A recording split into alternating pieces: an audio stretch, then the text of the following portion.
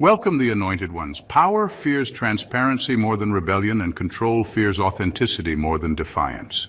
That's why you're not on their list, not because you're unworthy, but because your existence exposes a truth they cannot contain. The so-called elite aren't recruiting you. They're scrambling to survive you. Every handshake, every invitation, every glossy ceremony they parade in front of the world is a carefully crafted illusion designed to make people believe their approval is essential. And here you are, thriving without it, proving that their influence was never mandatory. Here's a fact.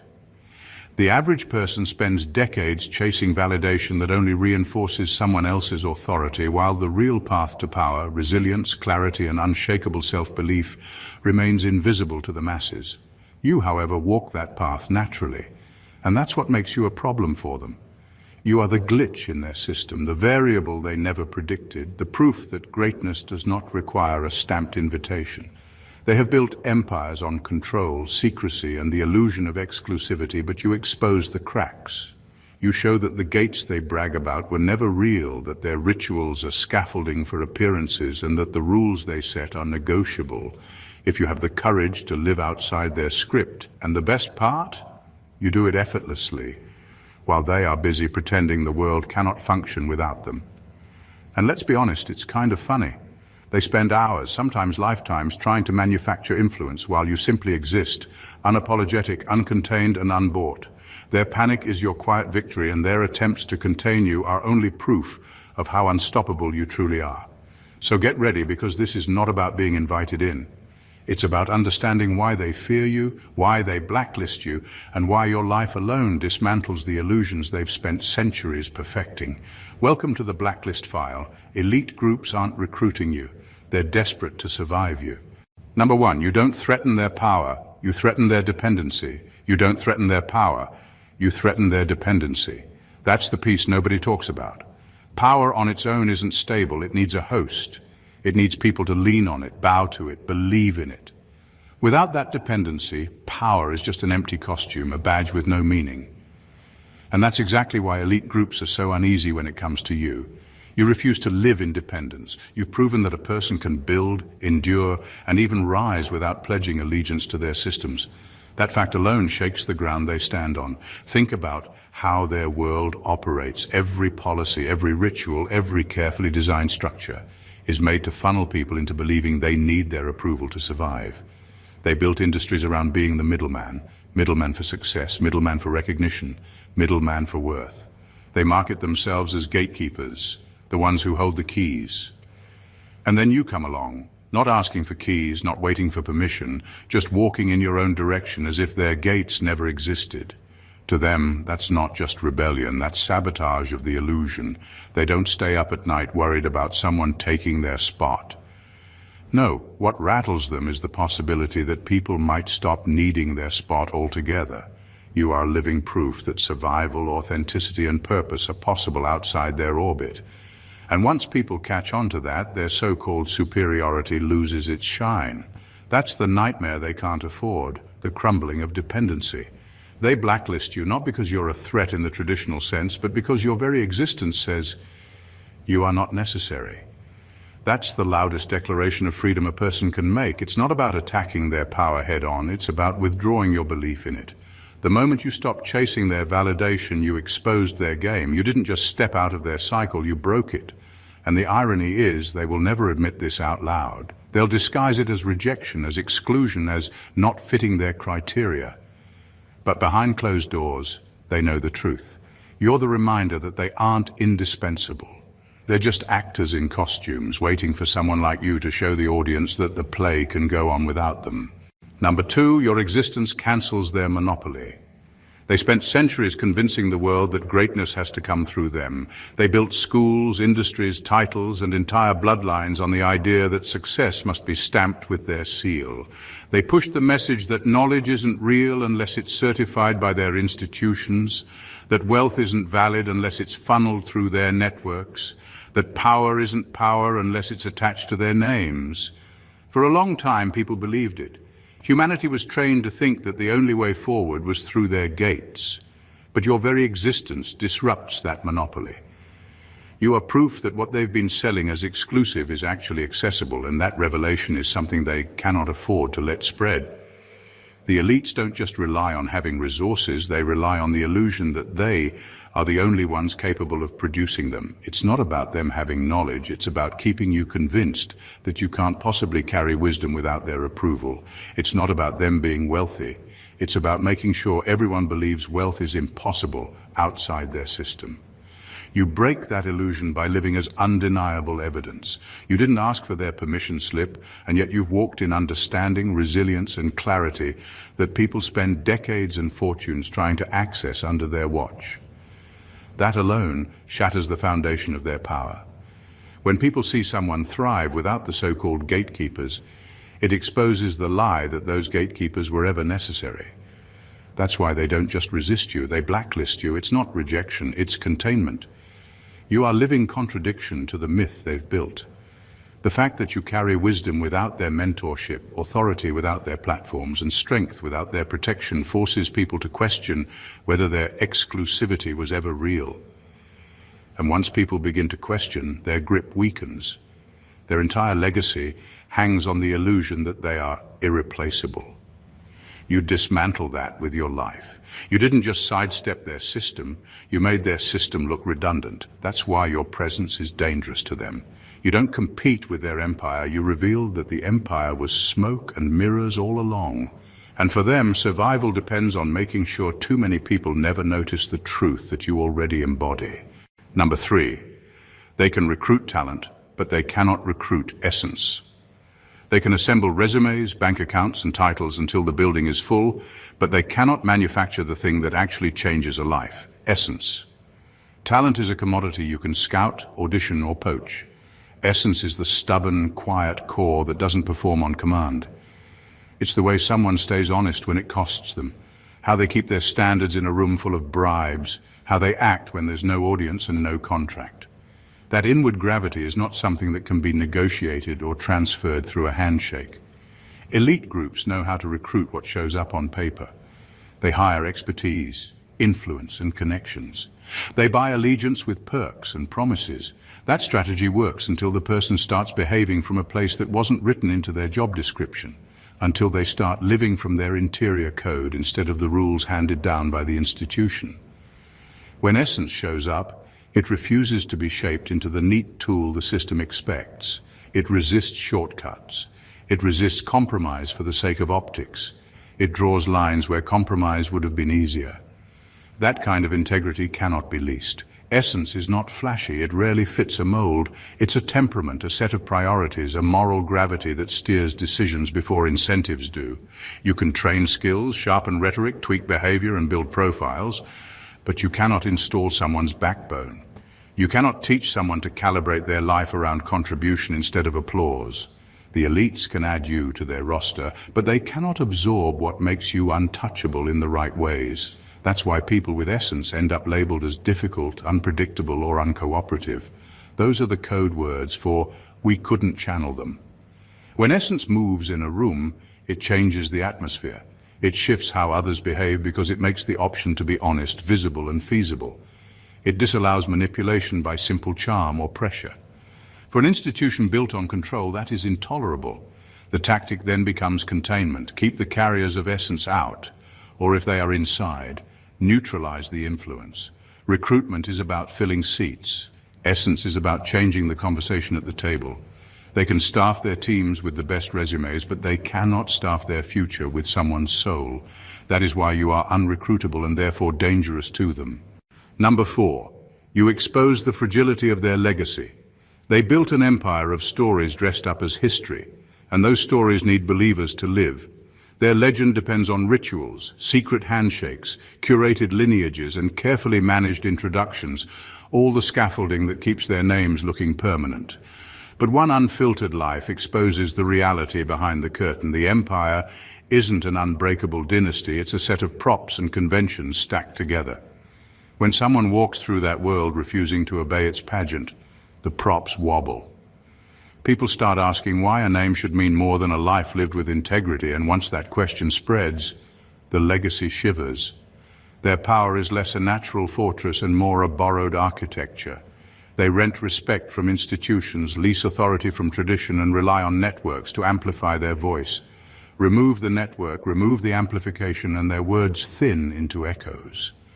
That's the weakness you highlight simply by existing. You show that influence can be built on work, clarity, and moral backbone rather than on pedigrees and polished introductions. When ordinary people see that, the myth of inheritance loses its hold because what looks like destiny now looks like a staged performance.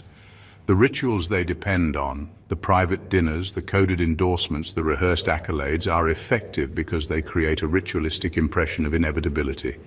But rituals are brittle when faced with someone who refuses to play along. You don't validate their ceremonies by queuing for them. You redefine worth on terms that the rituals can't touch. That awakens a dangerous idea among others. Maybe excellence isn't measured by ceremony, but by results, consistency, and ethical stubbornness. Once that idea spreads, the rituals stop functioning as proof and start functioning as theater. Protection is another false pillar. Their networks offer shelter, favors, and the illusion of permanence. But protection that requires buying in isn't protection at all. It's a transaction. By living outside their exchange, you reveal the transactional nature of their safety. People watching can no longer assume power equals permanence. They see it as a system of favors and obligations that collapses if enough people refuse to participate. So your life does more than defy them. It reveals them. You don't topple statues with violence. You topple them by proving those statues were never foundations. That's the real fear. Not that they'll be outperformed, but that their entire storyline will be read for what it is, an elaborate attempt to appear unassailable. And once that story gets read honestly, the empire's fragility becomes obvious. Number 5, they don't want you inside because you'd redesign the whole house. You wouldn't fit into their blueprints because you don't come to play by their rules. You come to rewrite them. Their systems are engineered to preserve a comfortable predictability, roles, expectations, rewards, and punishments that keep everything running on a familiar loop. Letting you inside would break that loop. You wouldn't accept the small adjustments that keep the machine humming. You'd pull at seams, swap out the foundation, and reallocate the light so the whole place looks different. That level of change is not an asset to them, it's a threat. They prefer applicants who are willing to be fitted, molded, and packaged. They want someone who will increase output without altering the identity of the institution. You, on the other hand, bring methods and standards that refuse to recenter around comfort. You refuse compromises that preserve form over function. You bring decisions that prioritize truth over tradition and results over reputations. Those shifts cause ripples that are hard to control, because once the definitions of success change inside a house, the house no longer belongs to its old owners. Being inside would mean you'd insist on transparency where there used to be secrecy. You'd insist on accountability where there used to be deference. You'd measure influence in outcomes instead of pedigree. That reorientation forces everyone to reevaluate where value actually comes from. And that type of reevaluation erases the advantage their architecture gives them. It is far safer for them to reject you outright than to risk being seen as complicit in a transformation they did not authorize. Your presence would also redistribute power quietly but permanently. Influence would no longer travel solely through their corridors of approval. People would start following practices that work, not just names that seem permanent. Teams would stop performing rituals designed to please and start producing for impact. Meetings would shift from theater to action. That is exactly the kind of internal revolution they dread, because revolutions that begin from inside are the hardest to control or contain. So the rejection is strategic. It's not a judgment on your ability. It's a defensive move to keep their setup intact. They fear the unpredictability of someone who won't be satisfied by a title or a perk. Someone who evaluates systems by whether they do what they claim. You don't enter to be part of the scenery, you enter to change the scenery's purpose. For institutions built on the illusion of permanence, that kind of disruption is intolerable, and exile becomes the more comfortable option than transformation. Number 6, you're a reminder that their control isn't evolution, it's stagnation. They brand themselves as pioneers, as the ones pushing society forward into a brighter future. But look closer, and you see the same faces, the same bloodlines, the same closed circles trading favors while calling it progress. Their innovation is cosmetic. It's the same structure dressed in new language and polished slogans. They recycle authority like hand-me-downs, passing it back and forth within a network that never truly changes. That isn't evolution. That's stagnation wearing a modern mask. When you show up, you undo the performance. You embody a different kind of growth, one that doesn't require their labels, funding, or stage. Your movement isn't about creating another circle of privilege, it's about expanding what's possible for anyone who dares to step outside. That kind of progress cannot be branded or franchised, and that makes it uncontrollable. They can sell gadgets, trends, and systems as signs of advancement, but they cannot sell the transformation you represent. Your existence alone questions their narrative. If the future is as progressive as they claim, why does it still look like the past with better marketing? If evolution is real, why are the same families and organizations still holding the keys? By living outside their mold, you reveal that what they call progress is actually preservation. Preservation of power, preservation of hierarchy, preservation of the illusion that humanity cannot function without their steering. You shatter that illusion by being proof that the human spirit evolves on its own. True evolution looks like ideas spreading where they're least expected, voices rising without permission, and strength developing without approval. It looks like individuals who outgrow the boxes designed for them and refuse to shrink back down. That kind of change is raw, unpredictable, and deeply human. It's what you represent, and it is everything their system cannot simulate. That's why you're not welcomed. You're not an opponent in their game. You're evidence that the game itself is outdated. You expose their progress for what it really is, a dressed-up loop, a stagnant cycle disguised as advancement. And in contrast, you stand as a reminder that growth doesn't need to be licensed, stamped, or curated. It happens because it must. And nothing is more threatening to their structure than proof that humanity doesn't need their script to evolve. Number 7. They can't afford for you to become contagious. Your mindset spreads in ways rules and contracts never could. People don't just copy a resume or a title. They pick up habits, courage, and beliefs from watching someone live them out. When your resilience and honesty are visible, they become a usable pattern for others. That's what makes you contagious. You teach without teaching, you model without a syllabus. Watching you survive and thrive without their approval hands people a practical map that bypasses the gatekeepers. Elites understand contagion because their whole system depends on controlling what's contagious. They seed narratives, amplify chosen behaviors, and reward compliance. That manufactured culture keeps suspicious ideas from moving freely. A real life that refuses to conform bypasses their curation. It shows people what works in the world, not what works in the brochure. That's transformative and therefore intolerable to anyone whose wealth depends on people believing alternatives are risky or impossible. Containment looks cleaner than it is. The blacklist functions like a quarantine. Reduce the visibility, discredit the signal, and make association costly. If people can't easily see your results, they can't easily adopt your methods. If the cost of association becomes social or professional pain, fewer will risk it. That's the strategic math behind exclusion, not about silencing expression, but about starving the pattern of its audience until it withers. They use passive techniques as often as active ones, redirect attention, co-opt the language, create roadblocks that make your path slower and lonelier. All of those measures are designed to slow the spread of a new way of being. Contagion isn't about charisma or fame alone. It's about replicable courage. When one person refuses to trade integrity for comfort, others learn the shape of that refusal. It becomes a contagious craft, small habits repeated that change choices in everyday life.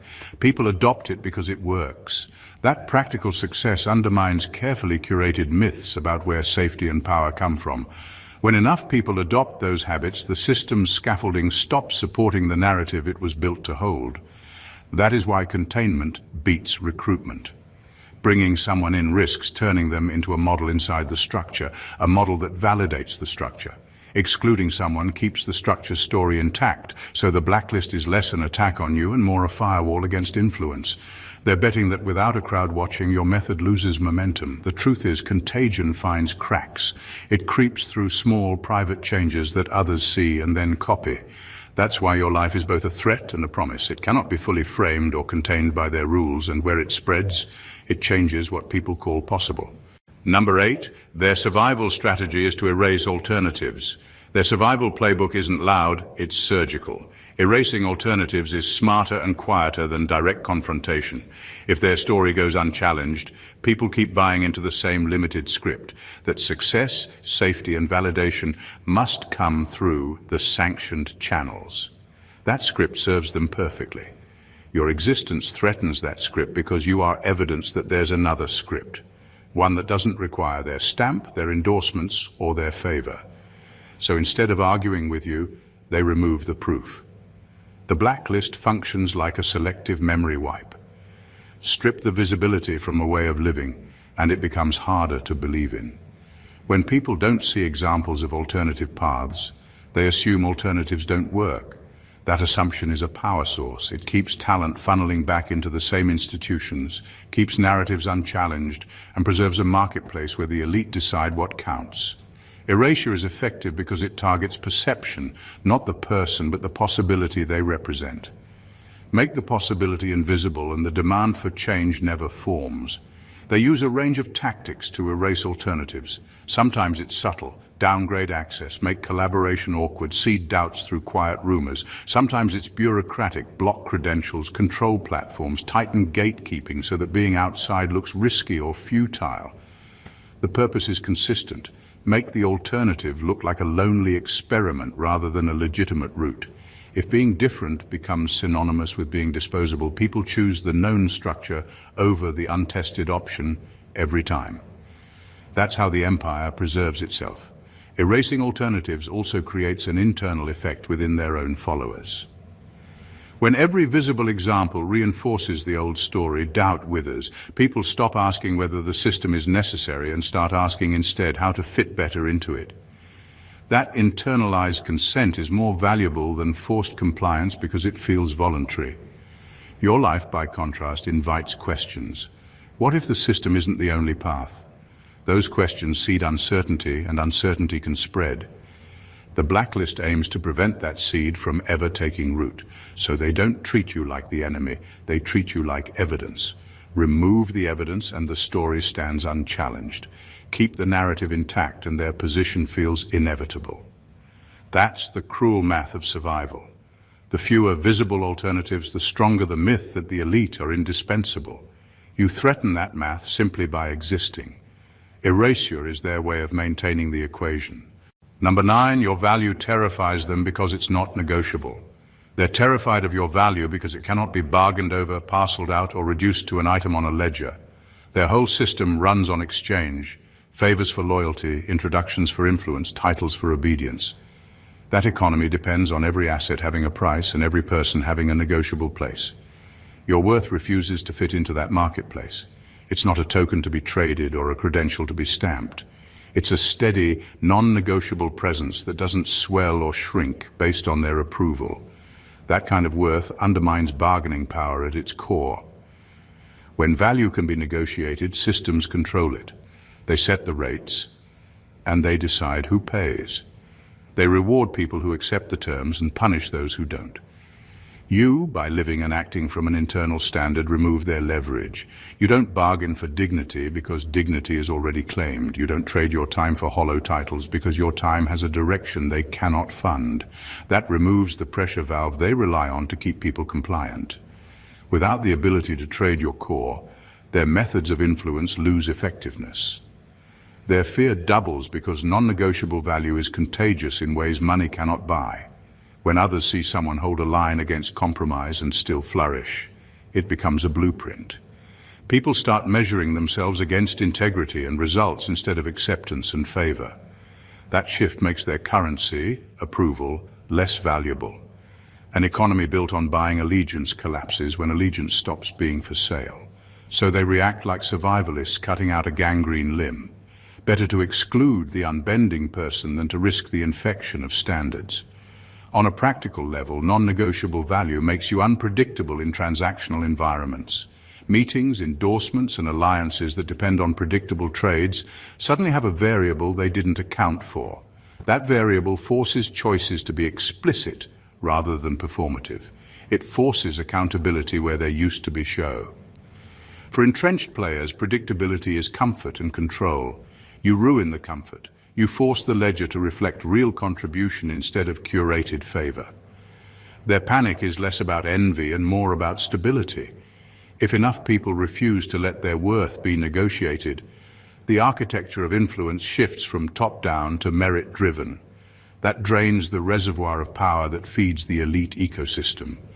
They fear depletion, and so they preemptively mark, minimize, or erase those who can't be bought. Your pricelessness is not arrogance to them. It's a threat to everything priced and traded. You don't need their market, and because you refuse their terms, you become the single most destabilizing element inside their economy. Number 10. They don't recruit what they can't domesticate. They don't actually want brilliance, they want obedience. Their hiring practices, their invitations, their glossy ceremonies are designed to filter for someone who will follow the script and make the machine look good. Submission keeps the gears turning. It keeps decisions predictable and reputations intact. When a person refuses to be domesticated, when they refuse to shrink themselves into a comfortable silhouette for the comfort of others, they become a problem the system cannot tolerate. That's the real reason you're kept out. Domestication is subtle. It comes dressed as mentorship, title, and opportunity, but its real work is to soften the edges that might embarrass the institution.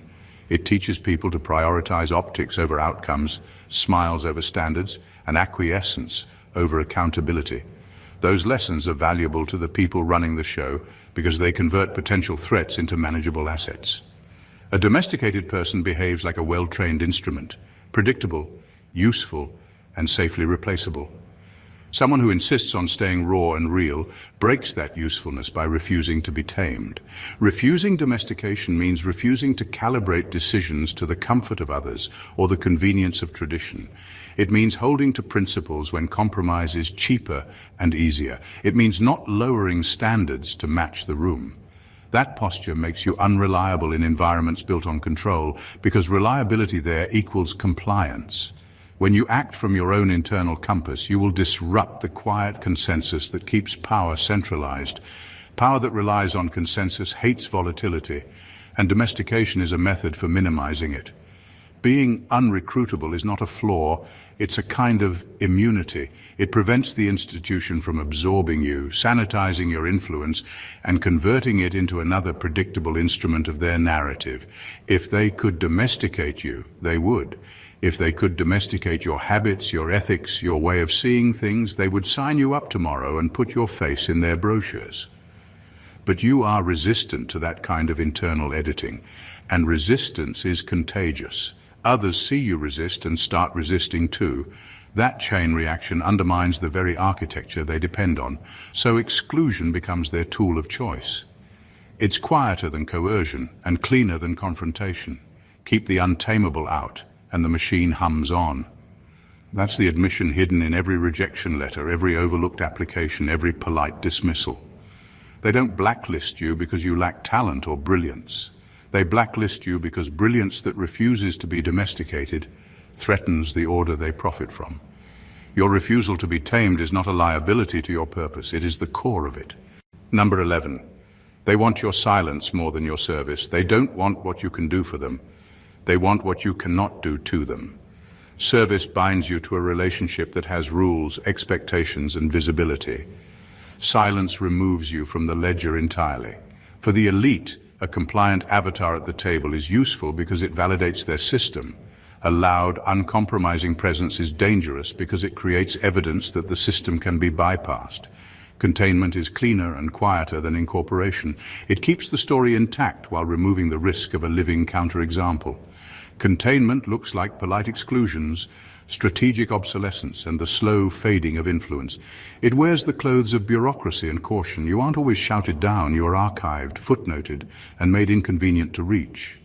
Invitations stop arriving, introductions that once flowed dry up, platforms that once amplified you lean away. The aim is not to debate you into silence, but to make your path harder, lonelier, and less visible so fewer people ever witness the method you embody. Silence is their safety net. They prefer silence because silence cannot inspire. When your voice is audible, people learn not just from your words, but from the life that backs them.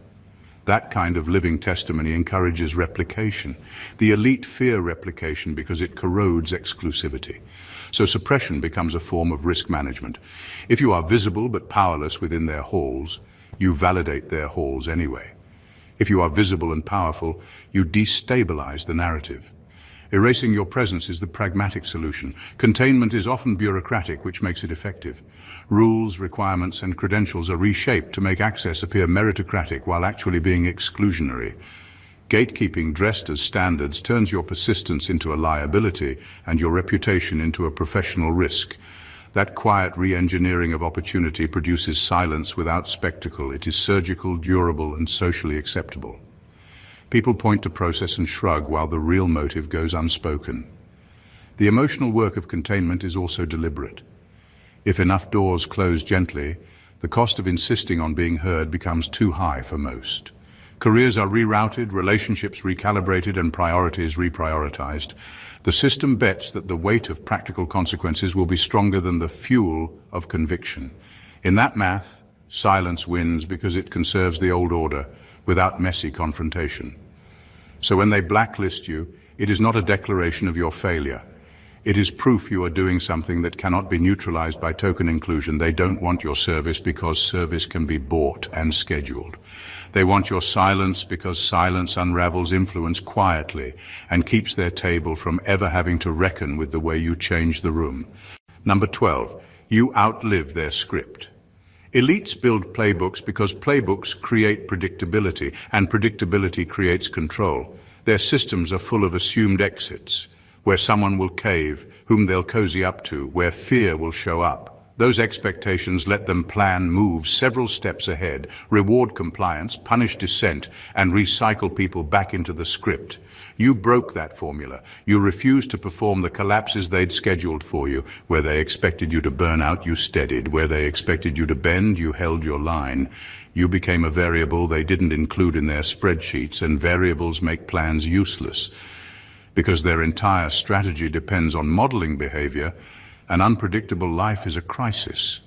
They can handle overt competition, someone who plays by the rules but wins more. What they cannot tolerate is proof that winning can happen outside the rules. When you outlive the script, you prove the script was a cage, not a roadmap. That realization spreads quietly. People who watched you refuse the expected fall begin to question the inevitability of their own compromises. The elites count on those compromises to maintain hierarchy. Your resilience removes the assumption that people will always fold, and once that assumption evaporates, their forecasts fail. Their response is defensive and fast. They attempt to rewrite you into categories they understand, label you difficult, radical, or impractical to make you legible again. When labeling fails, they try containment. Marginalize your influence, control your visibility, or manufacture distractions to keep attention away from the pattern you represent. But containment is a reaction, not a strategy. It admits that your survival is evidence they can't refute. That admission alone terrifies them more than any public defeat ever could. Your outliving their script also shifts time frames. Systems built on quick wins and short-term compliance struggle when someone demonstrates endurance. Endurance rewrites incentives. The perks they dangle lose their shine if people believe long-game integrity pays out more than temporary favor. That long view makes their short-term manipulations look petty and transactional. People begin to prefer consistency over spectacle, substance over spectacle, and the empire's tactics start to look like cheap tricks rather than strength. Ultimately, you are the anomaly that forces a system to confront its own fragility. You don't prove them wrong with a single act of revenge or a sensational collapse. You prove them wrong by living longer than their predictions and truer than their expectations. That kind of failure is slow, persuasive, and irreversible. It doesn't make headlines as often as scandal, but it changes how people choose, whom they trust, and what they build. Number 13. Your blacklist is actually their insurance policy. The blacklist isn't revenge, it's insurance. It's a way for them to preserve the illusion that their system is airtight, that hierarchy is unshakable, and that loyalty can always be bought.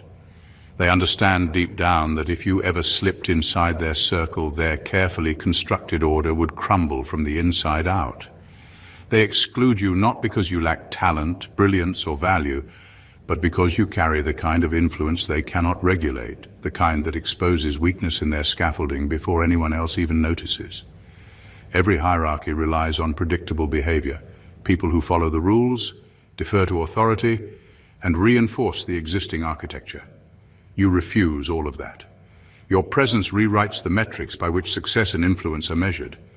You don't just navigate the system, you illuminate its inconsistencies and reveal the arbitrary foundations it's built on. That makes you a threat not to an individual but to the structure itself. In their calculation, it's far safer to preemptively keep you out than risk the collapse that would come from allowing your authenticity and capability to circulate within their ranks.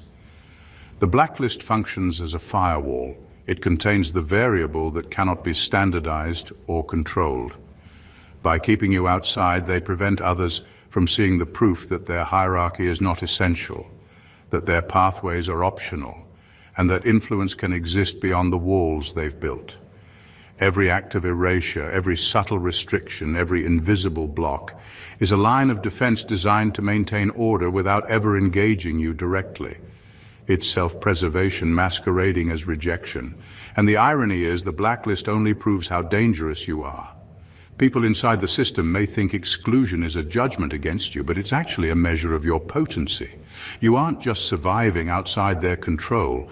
You are a constant reminder that their hierarchy is fragile, and that fragility terrifies them more than any external competitor ever could. By keeping you off the roster, they hope to neutralize the threat before it manifests. They hope distance can simulate irrelevance, but a firewall can only contain so much. Your existence, your influence, and your refusal to conform are all proof that their insurance policy is a defensive act, not a declaration of superiority. You are not punished. You are feared, and in that fear lies the confirmation of your power. They cannot afford to let you in because you would undo the very structure they've spent a lifetime protecting. Number 14. You're proof that they're not gatekeepers, they're prison guards. All their pomp, titles, and rituals are meant to convince the world that they are the arbiters of opportunity, that they hold the keys to progress and success. They market themselves as gatekeepers of excellence, destiny, and influence. But your life exposes the reality. They aren't guiding anyone forward. They're keeping people in place. Every rule, every ritual, every requirement is designed to confine, not elevate. They create the illusion of gates, while the real function of the system is containment. Your freedom exposes the illusion. By walking your own path, you reveal that the gates they advertise are not entry points to higher ground. They are fences built to keep people inside the areas they control. When others see that you thrive without their sanction, it becomes obvious that their authority is performative. Their structures were never designed to empower.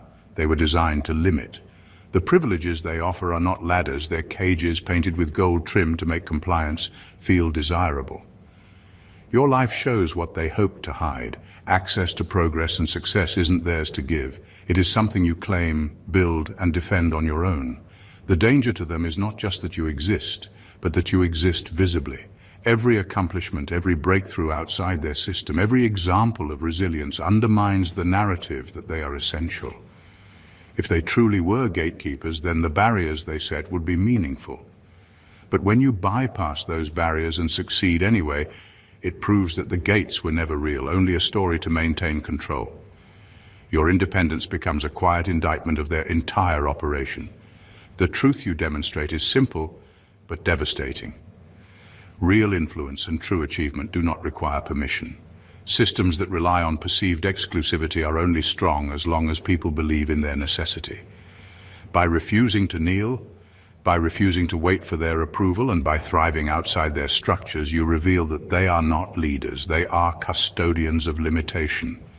You are living proof that what they protect is not a path to greatness, but a set of cages disguised as opportunity. And the more people see you move freely, the more their cages start to crumble in perception, even if the walls remain standing. The story of the blacklist is not a tale of weakness, exclusion, or failure. It is a testament to power, authenticity, and the uncompromising force of living on your own terms. Every point we've explored reveals the uncomfortable truth the elite can't admit. They don't fear what you can do for them. They fear what you expose. Your resilience, your clarity, and your refusal to conform dismantle the illusions they've spent centuries building. You're not a threat because you are loud, flashy, or ambitious. You're a threat because you exist outside the structures they rely on. And your freedom proves those structures were never necessary in the first place.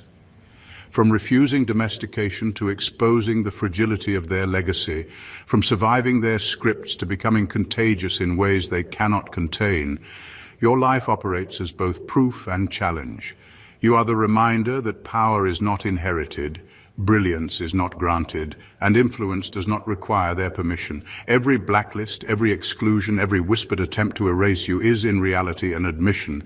You are the variable they cannot control, the presence they cannot neutralize, and the truth they cannot rewrite. And that is the ultimate victory, not in defeating them on their terms, but in outliving their systems, reshaping the perception of what is possible, and living fully outside the cages they built for others.